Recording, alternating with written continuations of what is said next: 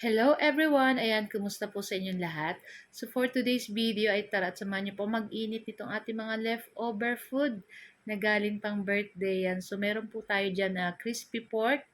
Yung pork po na iyan ay medyo may taba-taba, tas parang pig coat lang nila sa harina. Basta masarap po yan. And meron ding pork igado at yung ating pork steak na may tomato sauce yung pakaluto nila. So inuna ko nga ininit itong ating pork steak and makikita nyo po ay nasa plastic pa, fresh from the freezer. So ayan na nga at iinitin lang natin ito. Syempre medyo mahina lang po yung apoy para hindi matutong kasi luto naman na po yan. Tatakpan lang natin yan para madaling uminit, mag-moist. Ayan. So after ilang minuto at ganyan na yan guys. So mainit na rin to. Dati naman na po yan luto. So pwede na po natin yan hanguin at i-transfer sa ating mangkok. At pagkatapos sinunod ko naman dito guys, itong ating pork igado.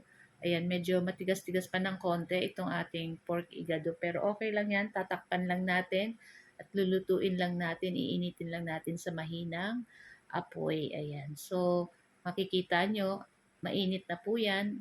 Pwede na rin natin yan hanguin. Ayan, pag po sa mga ganito po mga leftover food naman lang galing sa piyestahan, sa birthday yan, tuwing iniinit po kahit mga pangatlong init na, lalo po siyang sumasarap. Nako, perfect po pag tuwing agahan. Tapos may fried rice ka, may kape ka, nako masarap po yan.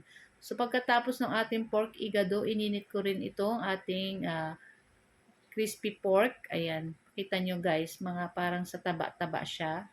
Pero masarap po at talagang crispy. Tas masarap isawsaw sa ketchup or sa Mang Tomas, kahit saan po. Ayan, super yummy nito guys. So, iinitin lang natin ito, babalik-baliktadin lang natin. At yan ay dati naman na pong luto, syempre. So, hintayin lang natin maluto or mainit pa yung kabilang side. And then, pwede na rin po natin yan hanguin. Ayan. So, pagkaano natin na mag-ready na rin tayo. Meron na rin po pala ako dyang sinaing na bagong kanin. Kasi syempre pag umaga, maaga tayong nagigising. Lalo na pag Monday kasi may pasok yung bunso kong anak. So, ayan. So, kailangan bago umalis, syempre dapat kumain ng breakfast para hindi ka agad magutom pag nasa school. So, yun na nga at gusto ko nga po pala guys i-shout out ang ating mga new followers.